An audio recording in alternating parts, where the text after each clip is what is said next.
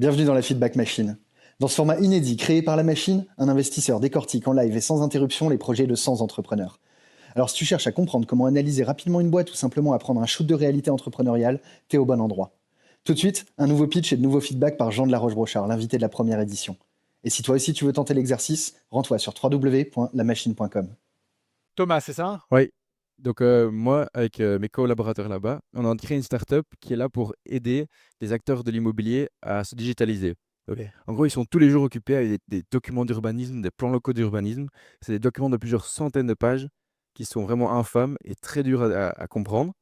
Et en gros, nous, on est une plateforme qui est là pour transformer ces documents d'urbanisme en informations claires et comparables. Donc, en gros, nous, le but, c'est de les aider. Parce Bon, que attends, j'ai une petite question. Document d'urbanisme, c'est quoi, document donc, d'urbanisme? les documents d'urbanisme, c'est en fait, ça te dit ce que tu peux construire sur un certain terrain. Ok. Donc, en gros, Je les récupère. ça, c'est auprès des communes, des localités. D'accord. Et qui les récupère? C'est les entrepreneurs? Enfin, c'est les promoteurs? Exactement. Ok. Et avant, les promoteurs, ils faisaient quoi quand ils avaient ces documents d'urbanisme? Pour l'instant, nos concurrents, ce qu'ils font, c'est ils regardent juste terrain par terrain, qu'est-ce qu'est le document cadastral. Donc, ils regardent toutes les informations Du sur ce coup, ils terrain. suivent une espèce de doc qui te dit ce que tu peux faire, pas faire, comment et tout? Exactement. Ok. Mais c'est très chronophage. C'est vraiment Ça prend combien de temps? plusieurs heures. Ça dépend du type de projet, évidemment, si c'est une maison ou un building, et si c'est du multiparcelle. Parce que là, c'est vraiment un truc très compliqué. C'est si tu utilises plusieurs terrains qui ont des types d'urbanisme différents. Ouais. Alors, comment tu l'as vu ce problème?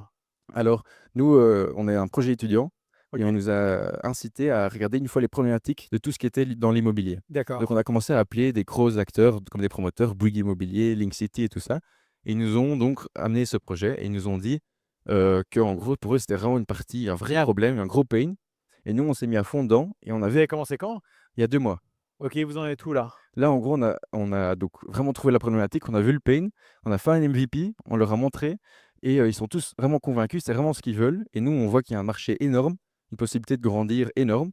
Sauf que du coup, on a très peu d'expérience et là, ce qu'on cherche, c'est vraiment de trouver des conseils. Oui, parce que toi, tu as la tête d'un mec qui a 15 ans, donc c'est clair, je vois ça.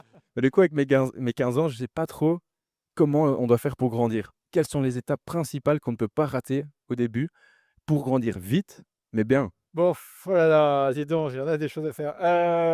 Vous êtes combien là? Bon, une bande de joyeux lurons, hein. Non, le truc, c'est que de toute manière, vous allez apprendre en marchant, donc des conneries, vous allez en faire plein. Donc déjà, je pense que la première étape, c'est pas avoir peur d'avancer. Parce que souvent, on est un peu paralysé par le fait qu'on ne sait pas. Mais tu sais, personne savait avant de découvrir les choses, avant de les faire, quoi. Donc faut pas avoir peur de ça, c'est la première chose.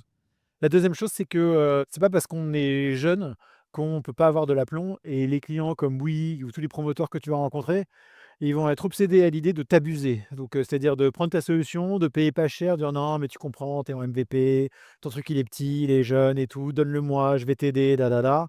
Non, tu te bats, c'est du commercial, faut qu'ils payent, ils ont du pognon, il faut qu'ils voilà, faut qu'ils raquent, quoi. Donc, Mmh. ça, c'est important. L'autre truc, c'est que tu l'as peut-être vu dans d'autres pitchs, c'est que les gens, ils ont tendance à commencer sur quelque chose et très rapidement à penser à plein, plein, plein, plein, plein de fonctionnalités, annexes. Mmh. C'est une énorme connerie.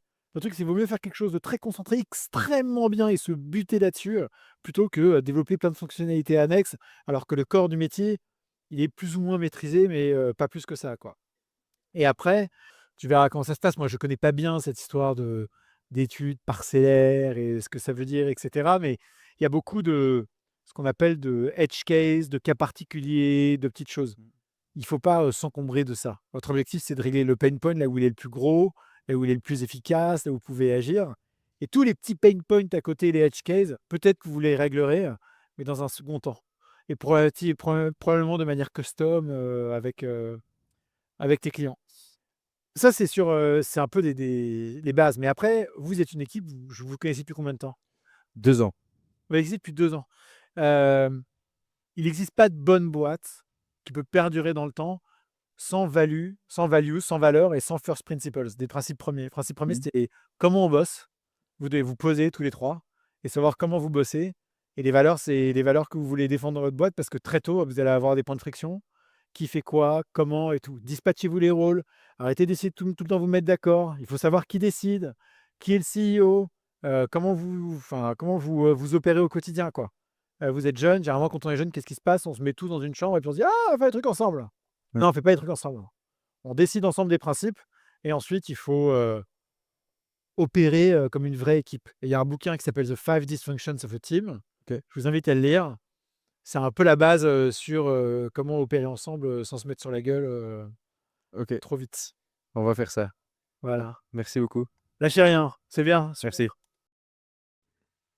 On espère que ce format t'a plu. N'hésite pas à liker, partager et surtout à t'abonner au compte de la machine pour ne rien rater de nos prochains contenus.